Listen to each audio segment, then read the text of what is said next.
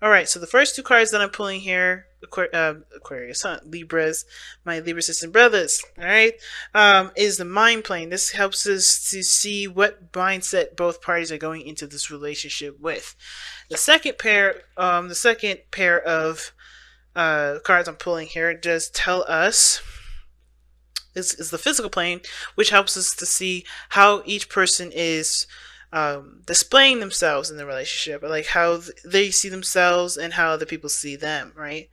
And then the last card here, last pair, tells is the spiritual plane, which gives us a little background as to why everyone's presenting themselves the way they present themselves, as well as think the way they think regarding this connection.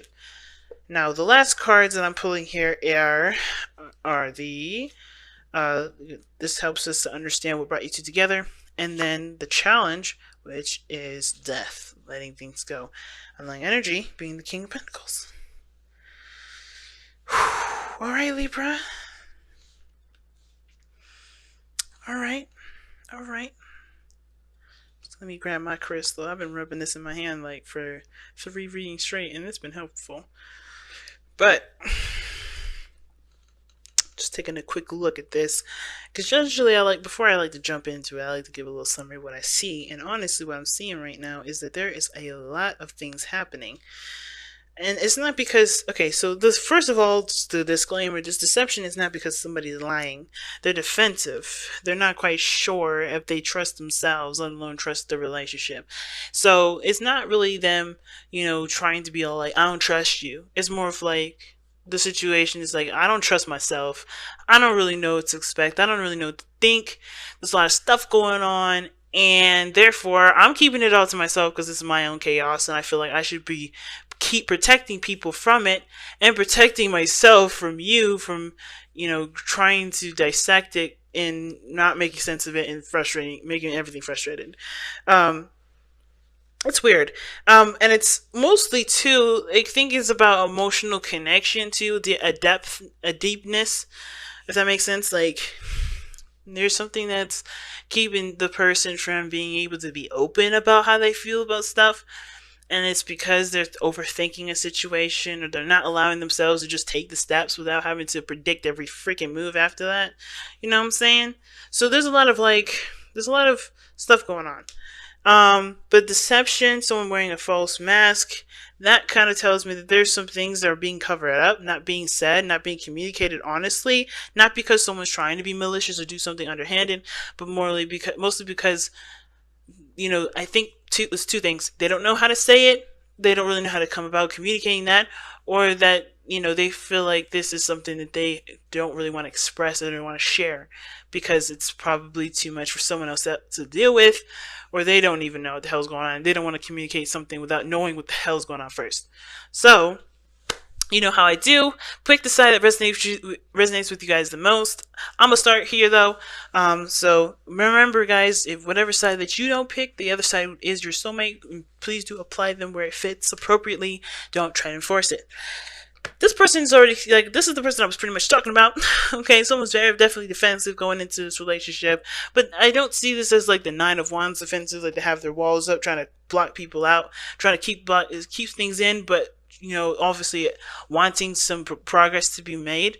But I kind of feel like this person is definitely taking the protective approach. They have the higher ground. They feel like this relationship definitely is an advantage from the standpoint that they've had before, maybe. But they either are very protective of themselves or protective of the relationship, or both. Like, I feel like it's a little mixture of both. Now, with the other person here, how they're coming into this relationship, what they're thinking going into this relationship is the Eight of Wands. A lot of things are moving fast. A lot of things are happening. They're just kind of rolling with the punches, not really needing to push or pull or do anything abrupt. They're just riding and coasting along with it. And it's mostly because, to me, like, they're living the dream already. They're putting in the work that they feel that they are, and they're aspiring for great things. This is a dream come true for them, but this is them, seeing the situation blossom and start over, but definitely have the potential for growth, right? So they're just kind of riding the wave, doing their thing, hashing things out, doing their due. But what's interesting about the other person, though, is that the Eight of Swords is here for them while they're defensive. So they're showing that they're kind of, locking their mind up.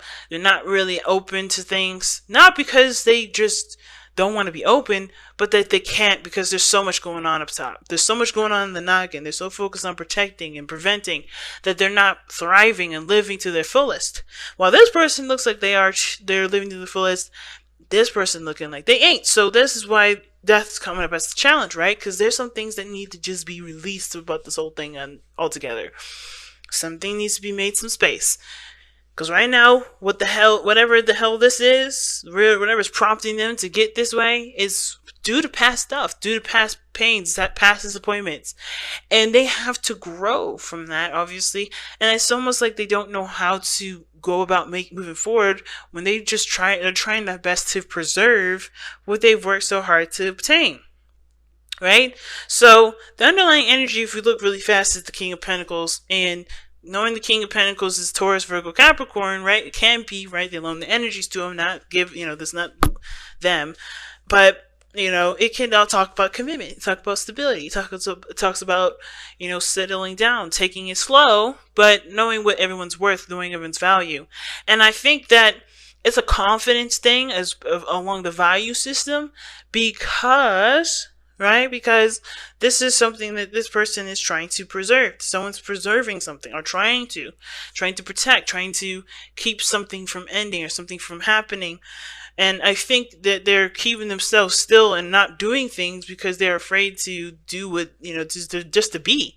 They're afraid to just do their thing and to just move forward and live life and be open and happy and all that goodness because they're trying so hard to protect something, or their mindset is towards the protective route.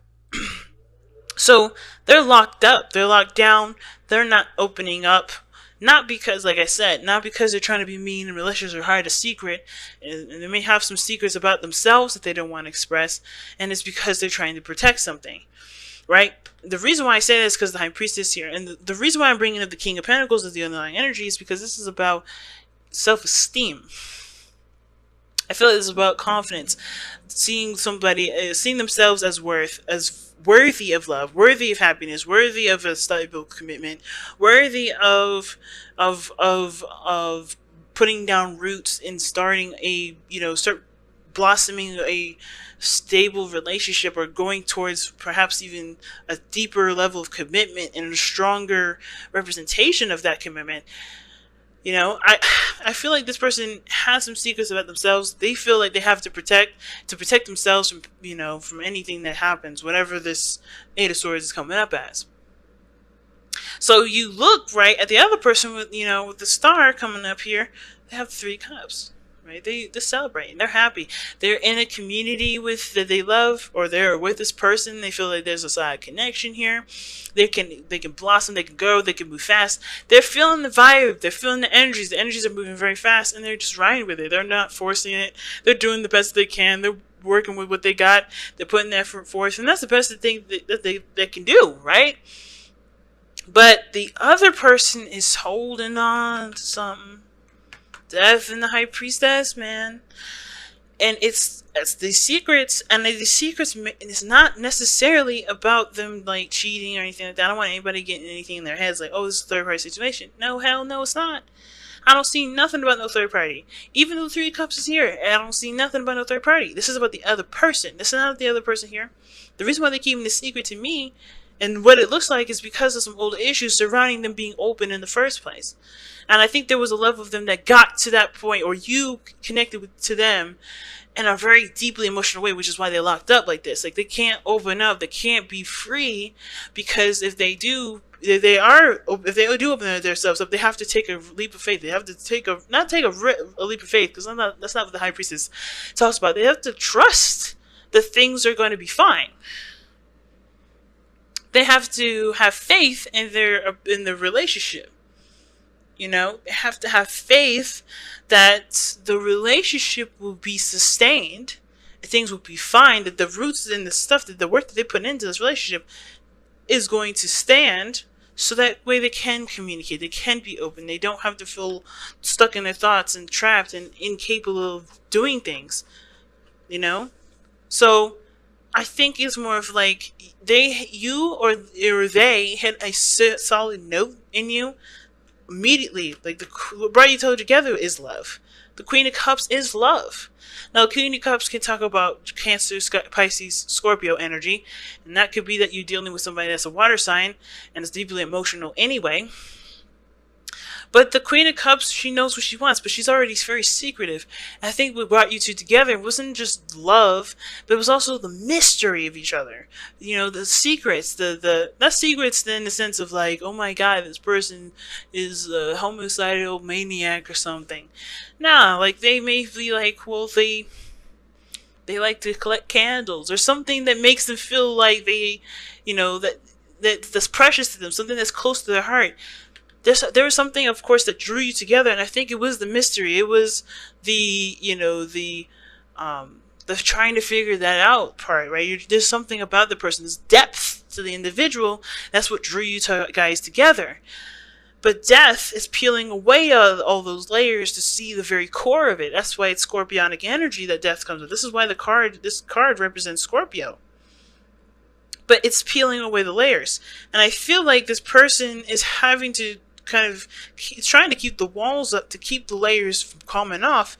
But at the same time, they know that if they do that, it can potentially, show bad in the relationship, especially if this person is being open, communicating very clearly, and trying to be open and being communicative as clearly as they possibly can, striving for a future that they want, right? Manifesting, putting the hard work in, right? Doing their due diligence.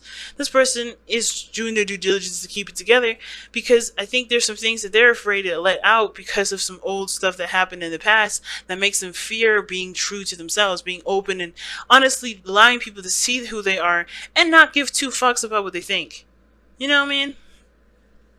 So it's about, of course, the King of Pentacles. They have their ways of being stable, ways of being, of developing worth or value for themselves, and they have routines that they have in place to keep them from, keep them afloat, keep them stable, keep them, provider for people, provider for themselves. And I feel like this person has been in a passive position, and because they're so defensive here, this may be that they're in a position where they are not able to provide for themselves, and that makes them close up and lock up and try to provide for themselves solo, trying to do it all by themselves when they don't want to seem weak or they don't want to seem passive or feminine, when honestly it happens sometimes.